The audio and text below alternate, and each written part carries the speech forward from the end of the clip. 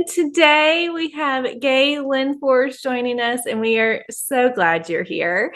So go ahead and tell us just a little bit about yourself and what life is like in Minnesota for you. Well, thank you, Candace. Life is good and God is faithful, I would say. So, if there was one theme that I would go to throughout my life, I would say it is that God always shows up. I grew up in a small Midwestern town in northwestern Minnesota and farming community. We learned to work hard. We learned that we have to get it done. And that has stayed with me also. I grew up with two sisters, but my parents had seven children. So I lost three brothers and a sister when they were very young or little toddler age. So this whole theme of God is faithful, I learned from watching my parents at a very young age. But I've had a wonderful experience and successful experience in corporate America, leading in nonprofits and human resources. And now I have my speaking and writing business, which I love. And in Minnesota, we never know what the weather is going to be like, but I love it here. Yes. I love that. And I can learn from you a little bit more. We need to have more conversations about farm life because I am just getting into that. And the man that I'm marrying, his family, they farm. And so I'm learning a lot about that and definitely learning all the hard work that goes into that sun up, sundown life. Oh, So, you're going to love it. You're going to love it. I love the farming life. Yes. Many stories in the Bible, take place that we learn from farming and reaping and all of that. So, yeah. oh, wonderful. Yes. Yes, no, I already see that just being able to be a part of Harvest a few times already and learning, I'm like, oh, that's what the Bible is talking about, separating the chaff from, so I'm like, okay, I'm going to be learning so much more. So it's really, Yes. but I am so glad that you're stepping into writing and speaking because I always appreciate an author who is just, they have a good sense of humor and you are so witty. You really are. You are quick with it. And one of the first quotes I read of yours, I'm going to read it so I don't mess it up, but you said, getting your ducks in a row isn't possible. If you can find them, consider it a win. In the same pool, buy yourself some ice cream and celebrate. And that is so true. It made me laugh out loud because, for my life, when I'm not writing and speaking, I'm serving as a project manager. And so my days are truly centered around getting my ducks in a row. And a lot of times they're not even my own ducks. I'm getting everyone else's ducks in a row and it's just nonstop. But, last time we were chatting, you were telling me a little bit more about why you wrote this book. And so and even just as a child, feeling that need to want to keep your ducks in a row. And so I would love if you could share with us, because I'm sure that there's someone listening, whether, driving or on a walk or doing the dishes, doing something, and they've kind of felt the same need to have their ducks in a row. So I think they can learn from your experience more. Well, like you said, Candace, I just don't think we can get our ducks in a row. Like you said, they move the pond, or one duck decides he's going to just go off on his own. We just can't do that. But we seem to keep striving to get to something. And part of that for me comes from farming, farm girl, and also wanting to make sure I didn't disappoint my parents because they'd had so much disappointment in my young life. But I wanted to make sure that I just keep moving towards something. And you know what? Sometimes we just have to stop striving. There are some things we cannot fix. There are some things that we just can't do. We can't get there. One quick story: when a few years ago I took tap dance lessons as an adult with 8 other grown middle-aged women, and I tell you, it was a blast. And of course we had a big recital at the end, and it was in a big gymnasium. We were the only adult class. All the rest were cute little girls in their tutus, and all the parents, everyone was taking pictures, but we had our top hats and our purple cummerbunds and our canes and our leotards. I tell you, we had practiced at Casey and the Sunshine Band, keep it coming, love, until the cows came home. We were just there. But when we got up on stage, we had one chance to rehearse it. The music was faster than we'd ever practiced. And we were mortified because we couldn't keep up with it. And then it came time for us to dance, and the same thing happened. The music was just so fast, but our muscle memory took over, and we just did it. We all stayed in sync, but it was way behind the music. When we got done, we were so proud of ourselves. We were high-fiving, and our teacher was just mortified. And I think the people were wondering, what on earth is the matter with you women that you could not hear the music? But we had fun. But it was one of those experiences. We just kept going, but we couldn't fix it. We couldn't make it right. And I think sometimes we strive in some of those fun times like that. But there are other times when we keep trying to strive and fix because we want to control, and we can't. And that's when we have to just say, Lord Jesus, would you just step in here and take this moment and take this day? We have to stop that trying to fix the situations and give up control and say, Jesus, this is yours. Mm-hmm. So that's one of the reasons I wrote the book. I needed to stop striving. Yeah. Well, and it's that whole element of control. And I'm learning how powerful that pull is in my life, especially, and learning how to let go and how simple it is to just say, help me, Jesus. That's right. Really where the surrender is in that moment. And sometimes it's audible. Sometimes it's just your spirit just looking up and saying, help me in this. But just recognizing that in that moment, it really does bring this wave of peace of like, oh, I don't have to do this. Right. Well, and that so connects, I think, Candace, with what you keep telling us in your podcast and on Instagram and in your writings, that we have to appreciate the day. Mm-hmm. Rather than getting so fixated on what we can or cannot control, but we've got to focus on today. Mm-hmm. Right. And this right here, this is what God's put before me.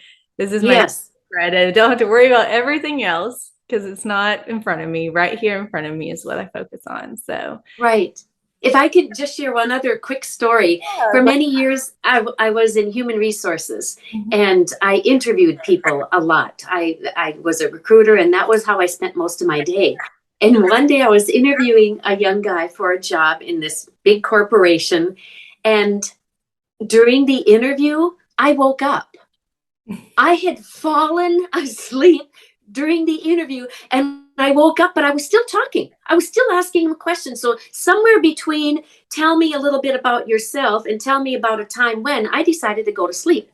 But I remember waking up and I thought, okay, Gaye, just don't think about what you're talking. Just keep going with it. But I had a bad cold, and it must have been the cold medicine, and it probably wasn't very long. I don't even know if he noticed.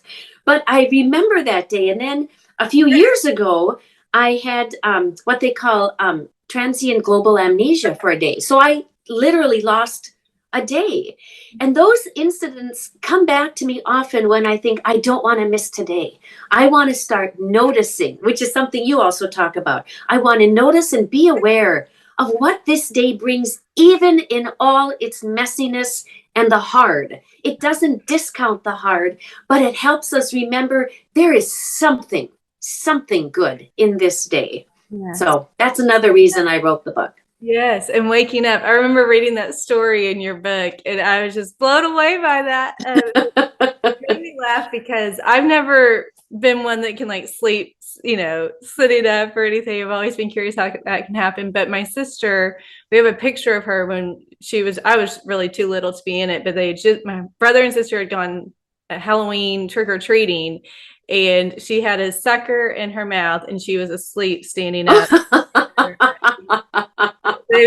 They said that she was always asleep, like she'd fall asleep standing up, and they had to like run and catch her before she fell down. But it is that idea, like you shared, of just waking up to realize God's presence and his power in our midst. That There's so much we miss because we're just not aware and noticing and looking for him. We'll find what we look for. And if we look for negativity, well, we're going to find that. If we look for him, we're going to find it too. And so I love that. And I love just the transparency and the realness of your stories. I mean, that is truly what your book is. It's one story after another of how we can build our faith. Yes. Thank you. Yes. So I do want to touch on, because last time we were chatting, you were telling me a little bit more about how you've had a season of caregiving for your mom. And we're in this series right now, honoring mothers. And I know that there's a lot of listeners who are in this season right now, or even they see this up on the horizon, that they know that this is coming, and it can be overwhelming. To one, take care of your own ducks and keep your own house going, but then also to take care of the ducks of another, especially a loved one, when there is difficult circumstances around it. And so if you would, I would love to share, if you would share your story on that. Oh, thank you. I love talking about my mom. She passed away about 2.5 years ago. And she was a woman of prayer. That is how I would describe her. And as I mentioned earlier, my parents lost several children. I had an older brother who died in a late miscarriage from my mom. And then my older sister died just a few months before I was born. And then I had twin brothers, younger brothers, who both died when they were younger. But so that's the kind of the backstory to my mom's story of faith. So all this sadness that they had early on in their marriage and in raising us, my sisters and I, they never stopped believing God. They always were looking for answers for the health of my brothers and sisters, but she always kept praying. So fast forward to when she started to show signs of Alzheimer's, I had my own consulting business. I was working out of my home. And I remember the day that the social worker called. She was in a transitional care unit, and they said she really needs 24/7 care. And that will need to start in 2 days. And I thought, how do we even do this? So let me say to listeners out there who are looking at this is coming up, or maybe it's even with younger children that they are caregiving, God will give you what you need. God will show you the path. He will give you the resources you need if you just stay connected with him. So what my sisters and I decided is that we would stay with her in her home. And that was primarily me because I lived just a couple miles from her. So I set up a little card table in her living room, and my other sisters would come every week. They'd maybe come for a day or 2 days. And in the summer, my one sister would come more, but we would take care of her. And it was both sacred and really, really hard, especially as the Alzheimer's progressed. I was interviewing candidates from this little card table, and I'd be facing her in the living room, and I would tell her, I'm going to be on the phone for a half hour, and then I will get right back to you. And I would leave it so she could see that I was on the phone. But so often I'd be interviewing a candidate, and she would just yell out at me, Gaye, I gotta go potty. Oh no, not now. And when she's got to go, and she can't get up on her own.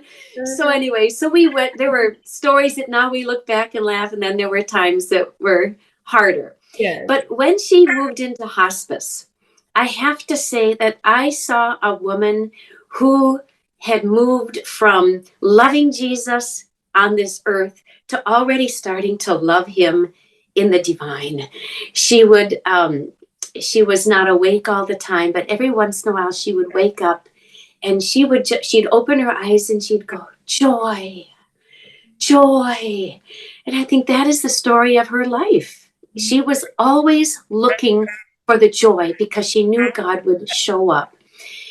So, she passed very peacefully. My sisters and I were there, but the caregiving was hard. It changes your life. I will also say to those of you who are listening, who are caregivers for parents or for younger children, or you see, maybe you're in that sandwich generation, you can only do what you can do. And you are going to make mistakes, and there will be things that you wish you would do differently after you've moved out of this season. Don't let yourself get caught up in regrets. You can only do what you can do and leave the rest up to God. These are not ducks you will ever get in a row. So stop trying. This is caregiving for someone who God loves even more than you do.